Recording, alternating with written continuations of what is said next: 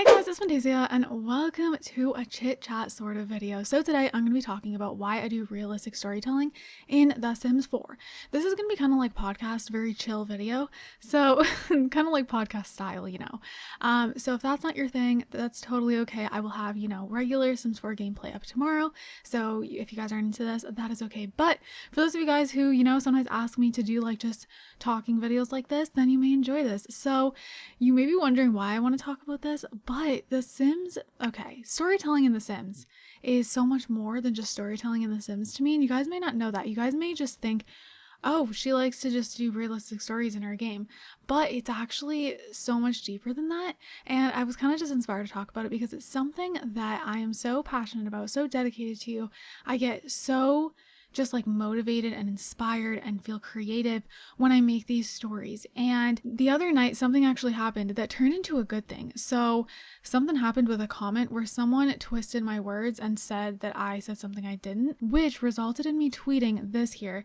I tweeted, doing realistic storytelling means every day I'm risking someone twisting my words, but it's worth it to me. Creating realistic stories is something I've loved ever since I was a little girl. It's acceptable to tell a realistic story in a book or a movie, but not always in The Sims, sadly. When I tweeted that, then I literally totally forgot about the comment. First of all, I know that I didn't say anything wrong and words can just get twisted sometimes, and that does happen all the time with realistic storytelling. So I was like, you know what? My tweet that I tweeted there made me actually want to talk about why I love realistic storytelling so much and why I do it and why I incorporate some storylines that a lot of people love, but some people may be like, how come you want to do this in The Sims? The Sims is like an escape. So I feel like this is an important topic to talk about because that is so true. The Sims is an escape.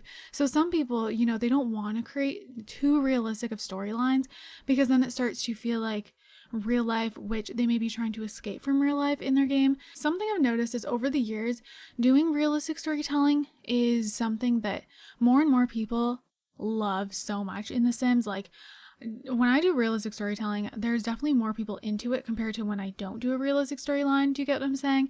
My videos that have, just have anything to do with realism, even when it comes to realism mods, like for example, the life tragedy mod, that's a very intense mod, which I'm going to talk about why some people may want that in their game. Because then there's some people to be like, why would you want something like that in your game? Like, it's so tragic. When I did a video on that though, there was so many comments that were so excited about that. And it may seem strange to be excited about a mod that includes so many sad events and things that just like, I don't know, that are just crazy things going on that just are not like a happy thing in The Sims. And that just leaves a lot of questions for a lot of people on like why some people want to play like that. And basically, my thing with that is everyone uses The Sims in a different way, and that's kind of like the beauty of the game. We can play how we want to play, we can use our creativity however we'd like to, and also a lot of these people who are creating these realistic storylines, they, sometimes they'll create even serious topics. All of them they're not just telling stories in The Sims, they are storytellers. Chances are a lot of us, or a lot of them, including myself, they have been making stories for years and years, long before they ever played The Sims. I literally, like I said in my tweet that I read out to you guys, I've literally been telling stories in The Sims since I was a little girl, and I'm so passionate about it. I feel like over the years they've like evolved more, and I'm not like this amazing storyteller by any means. A lot of you guys tell me that you just love my stories so much, but I mean, I just write what I feel like writing. Like, I would write stories even if I didn't do YouTube, if I didn't play The Sims. Like, that's just something I love doing. So a lot of times when people are making these like intense storylines in their Sims game, it's because it's the way for them to make their story that they've written down on paper come to life. So it's the same as like, a movie or a show or a book. The like authors, they write their story, they publish it, it's out in the world, they can share it. Us just making stories at home, we aren't authors, we aren't directors, we don't like put our stories out into the world, and like, we don't necessarily want to put our stories out onto like a story app and things like that. But two things we love are storytelling and The Sims. So we kind of put those two things together, and that's our way where we can kind of write the stories that we love to write, and then we can go ahead and be like, ooh, let's make these characters, we go into create a sim, we make all the characters the way we envision them while writing our story, and then we make the story play out. And it's kind of the most rewarding feeling, like writing a story that you feel super proud of and then creating that story in the Sims. And it's like this rewarding feeling of like watching your story play out, how you imagined it while writing. Does that make sense? It's kind of like, I guess it's kind of the similar thing, like if you were to write a story and then hire a bunch of people. If you were like, you want to make a movie and everything, which is obviously very unrealistic for someone like me, just literally writing stories at home. But I'm just saying, it's kind of like the same thing for, if you write a script and then you get all these actors to like play out your story, that would feel like so cool to see, like your story actually play out, and you get to like, you're not just envisioning it in your brain anymore, you get to see it. So I feel like that is the main thing for storytellers when they make these stories in The Sims 4.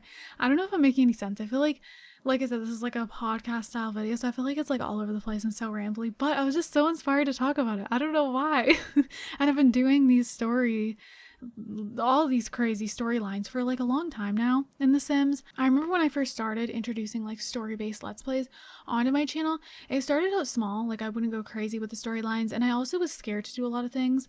To be honest, there's still things that I'm scared to do, only because I guess there's this weird stigma sometimes around including certain things in your Sims Let's Plays, which, again, like I said, for storytellers a lot of times, it's normal to include these things, whether it's like, having a character that has an addiction problem, whatever that addiction may be, or a character who had a miscarriage, or a character, like, all these things that a character may have in a storyline that you would watch in a movie or a book, and that's normal, because of course in books and movies, I just tried to say movies and books in the same word and I said mooks. I don't know if you guys heard that. But anyway, and when you're watching like a Netflix series, for example, there's a lot of realistic things that go on. For two shows I can think of is The Fosters and 13 Reasons Why. 13 Reasons Why is like a really, really, really serious one. Even the later seasons, of course I'm not going to spoil anything in case you're watching it right now, but that show is the type of show where you either don't want to watch it at all because it can be very triggering for you, or you want to watch the whole thing and you relate to it a lot, and it makes you feel all kinds of emotions and everything like that. And then The Fosters, that's more of a show.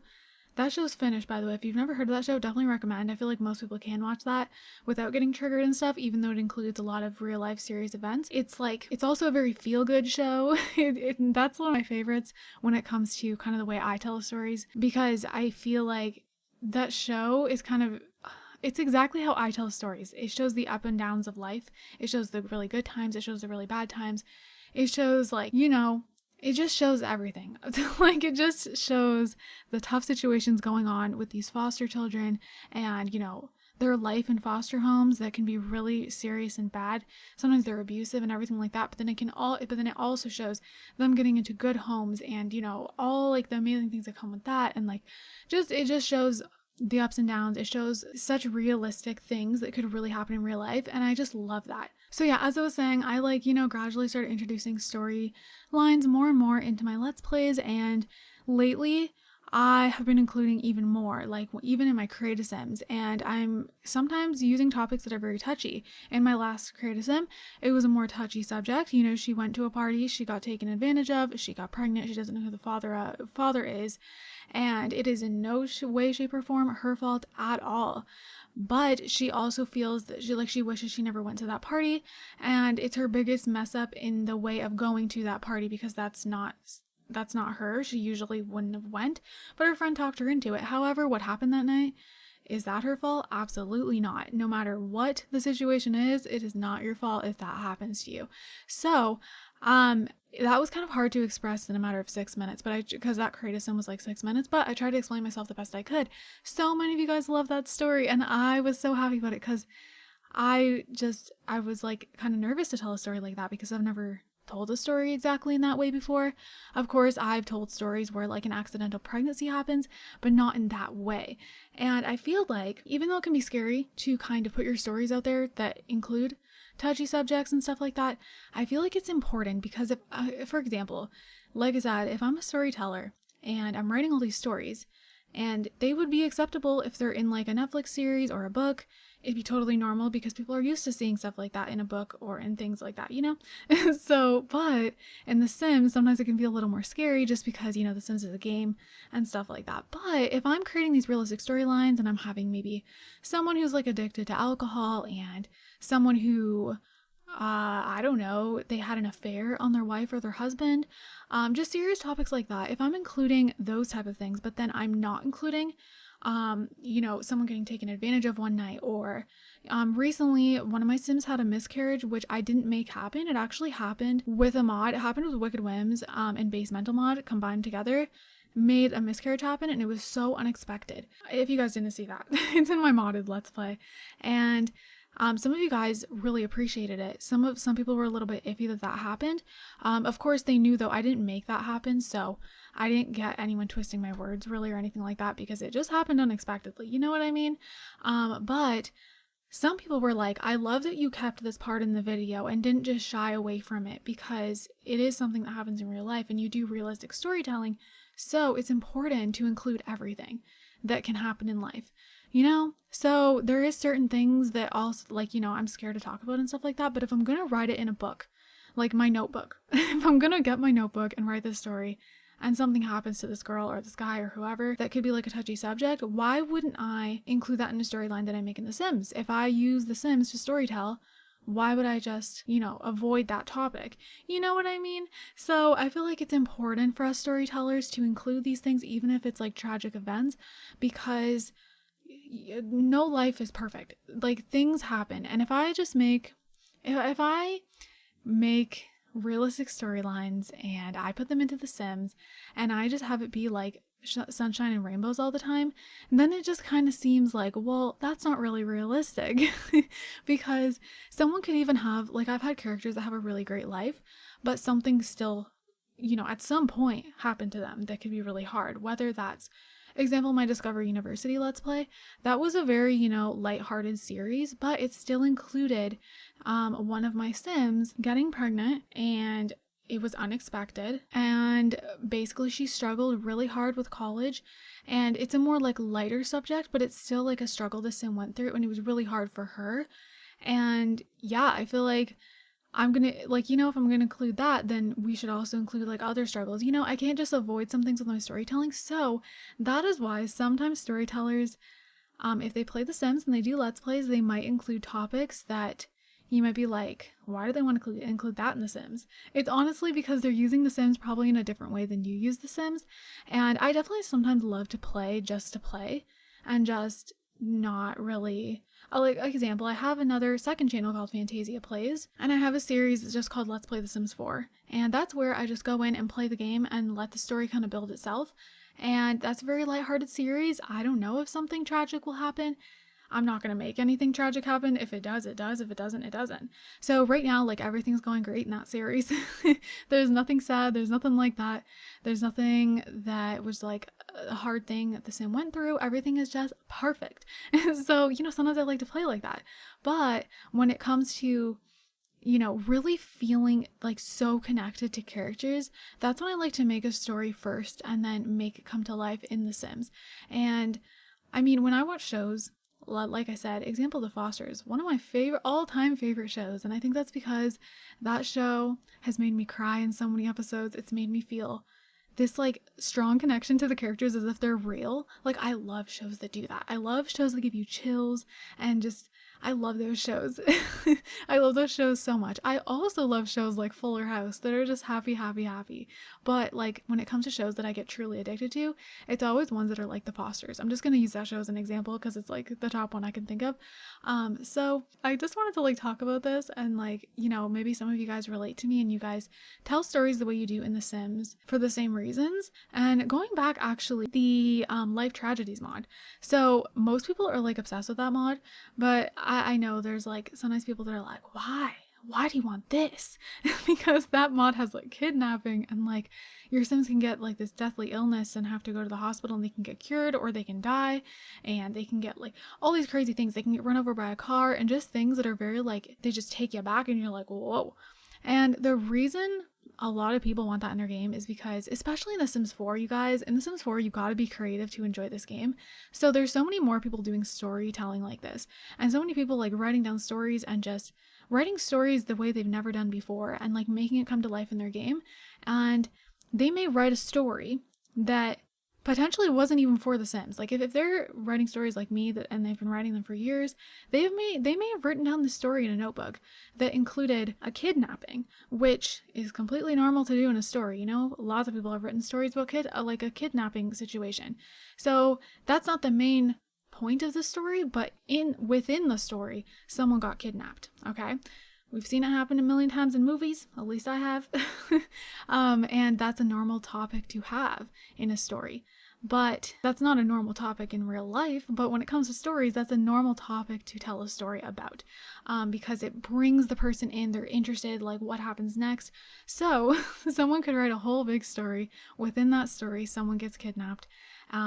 Maybe the parents find them, whatever the case may be, they rescue them. You know, so it could be something small within the big story that happens. And the only way they can make that happen in The Sims, if they want to make their story come to life and like see it happen the same way, like if they would make a story and then it came to life in like a show or a movie, just that rewarding feeling, you know, they need the life tragedies mod. So they need to get that mod to make this kidnapping happen. Otherwise, they can't make their story they worked so hard on come to life on screen.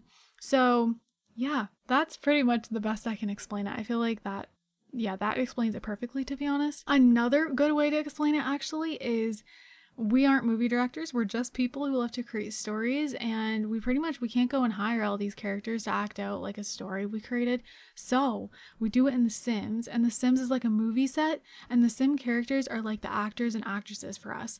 So that's kind of what The Sims is like for me. I just love storytelling so much. It literally makes me so happy. It makes me so inspired. It makes me feel so creative. A lot of you guys ask me how I write my stories, and honestly, I don't know. I think it's just something that's always been with me. I remember being a very young girl who, obviously back then, I wasn't writing like stories that included anything sad happening. I was like a 6-year-old girl. And like, I literally remember I would write stories about this Candyland. I remember it so clearly. And even though it was like a fantasy story, I somehow made it so realistic. So I've always went on the realistic route of storytelling, and I don't know why, like even as a young girl. And then, you know, like when I got to the point where I got into reading books and stuff, I currently am not reading any books.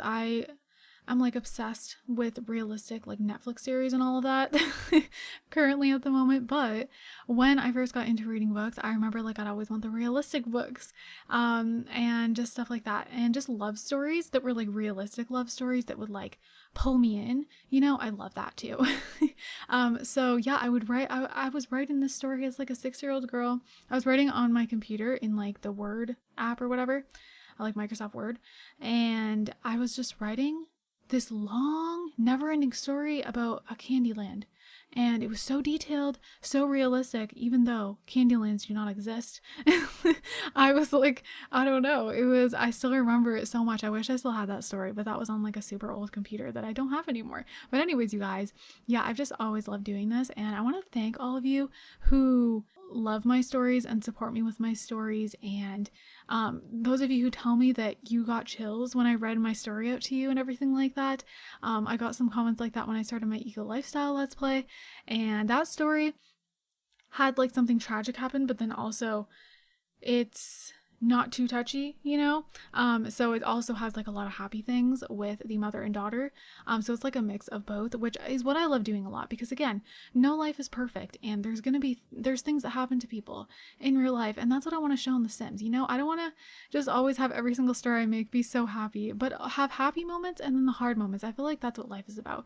You know, you get through the hard times and you live out the happy times, and I don't know. So you guys, I'm gonna stop rambling. And again, just thank you to all of you who support me with my realistic storytelling, and you guys tell me you love my stories and everything. I appreciate that so much.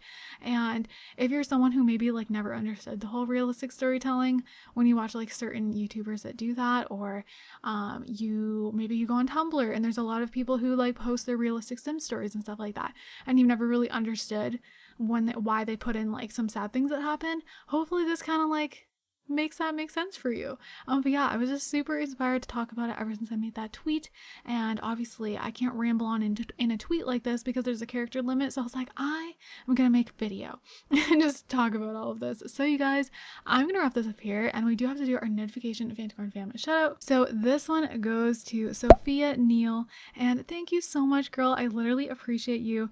You literally have had your notifications on for so long. Thank you so much. Thank you for watching so many of my videos, and I'm really glad that it makes you want to open your computer and play The Sims.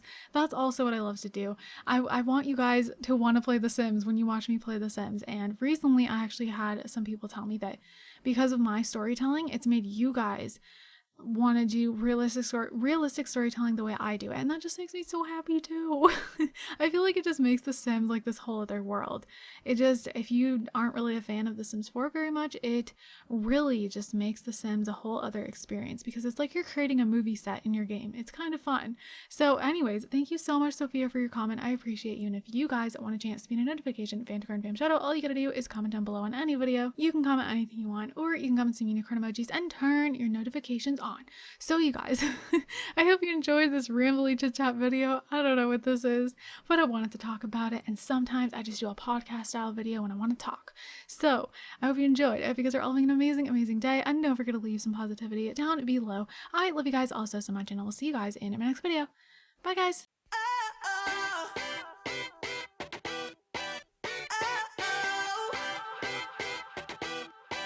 You gotta listen up. There's not a thing that I can't get from you.